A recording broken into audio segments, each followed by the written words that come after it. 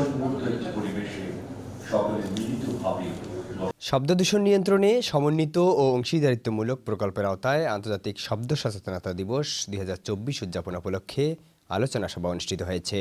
সকালে জেলা প্রশাসকের কার্যালয়ে র্যালি শেষে আলোচনা সভা অনুষ্ঠিত হয়। অনুষ্ঠানে জেলা প্রশাসক মোহাম্মদ মোবাশ্বের হাসানের সভাপতিত্বে প্রধান অতিথি হিসেবে উপস্থিত ছিলেন অতিরিক্ত বিভাগীয় কমিশনার মোহাম্মদ আবু জাফর।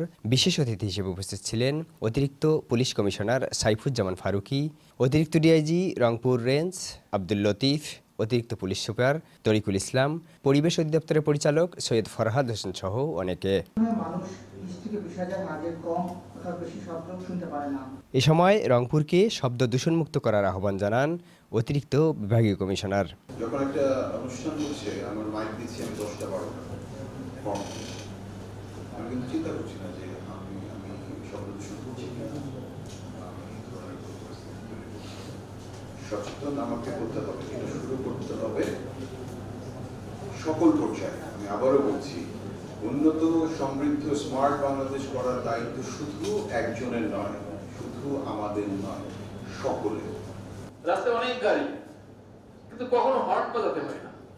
আশ্চর্যজনক, যখনই পিছনের সামনের গাড়িটা দেখে পিছনে গাড়ি আসছে, সঙ্গে সঙ্গে সে বামের লেনে চলে যায়। আমাদের দেশে কোথাও আছে? সব সময় দেখি আমাদের গাড়ি সব হর্ন দিয়ে দিয়ে উল্টো দিক থেকে পাস করতেছে, বাইপাস করতেছে। এই যারা গাড়ি চালায় বা যন্ত্র চালায় তাদেরকে নিয়ে তাদেরকে সচেতন করা দরকার। বিভিন্ন মোড়ে প্রশিক্ষণ দরকার। এই যারা গাড়ি চালায় আমাদের দেশে, তারা তো কোনো প্রশিক্ষণ নেই, কোথাও তাদের কোনো প্রশিক্ষণ নেই। সে হয়তো তার যে আগে চালাতো তার কাছ থেকে শিখেছে, কিন্তু বেসিক যে নর্ম, রুট, রোডস, সাইন কিছুই সে, যার কারণে এই সমস্যাগুলো তৈরি হচ্ছে। রংপুরকে কিভাবে দূষণমুক্ত করা যায় তার উপর গুরুত্ব আরোপ করেন অতিথিরা। সেলিম সরকার, সকালের বাণী, রংপুর।